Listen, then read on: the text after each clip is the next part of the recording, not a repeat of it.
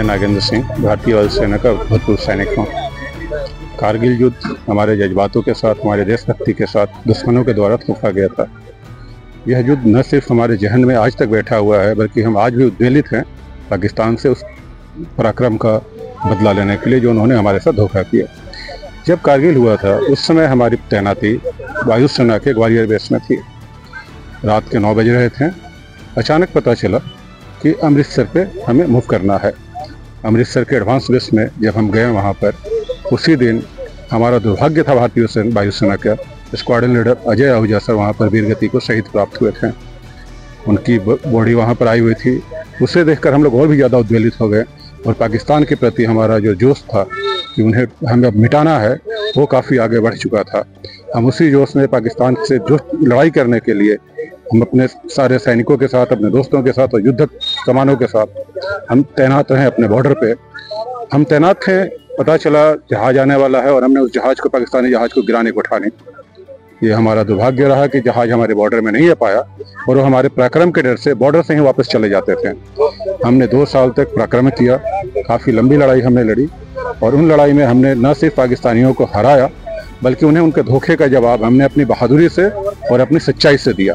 कारगिल के शहीद को मैं दिल से नमन करता हूँ और सदा उनकी वीरगति को भारतीय वायुसेना के द्वारा और भारतीय सेना के द्वारा, थल सेना के द्वारा याद किया जाएगा।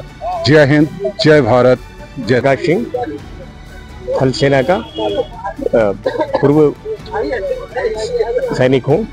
मैंने थल सेना में 9 पैरा कमांडो में उस समय मैं मौजूद था उधमपुर में, जब कारगिल के बाद शुरू हुआ था। 3 मई को वार शुरू हुआ था, जो कि 26 जुलाई को तकरीबन 60 दिन की लड़ाई के बाद वार ख़त्म हुआ था।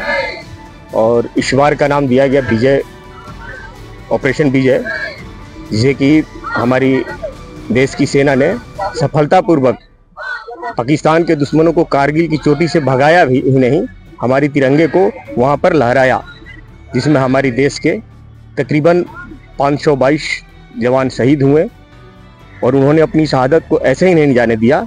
पाकिस्तान के तकरीबन 2700 सैनिकों को मौत के घाट उतारा और उन्हें दिला दिया याद कि अगर हमारे देश में घुसोगे तो हम अपनी देश की रक्षा करना और अपनी देश की एक एक इंच संपत्ति की रक्षा करना बहुभांति समझते हैं। क्या क्या सर चुनौतियाँ थी उस वक्त और क्या क्या माहौल था उस समय? हम लोग उधमपुर में मौजूद थे।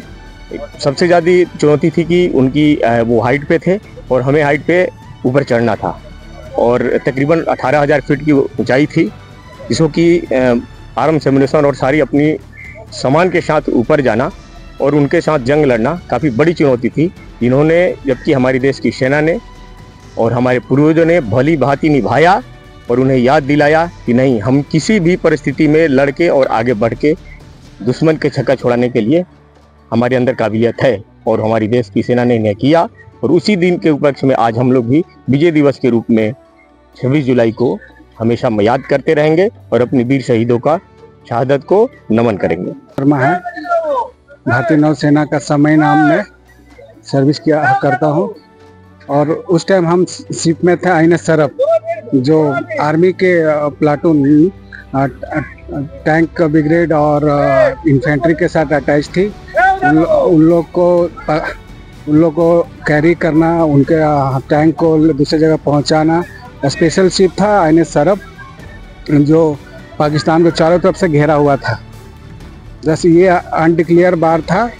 आप पाकिस्तान के मंसूबे को कामयाब नहीं होने देने के लिए हम लोग चारों तरफ से पाकिस्तान को घेर लिए थे।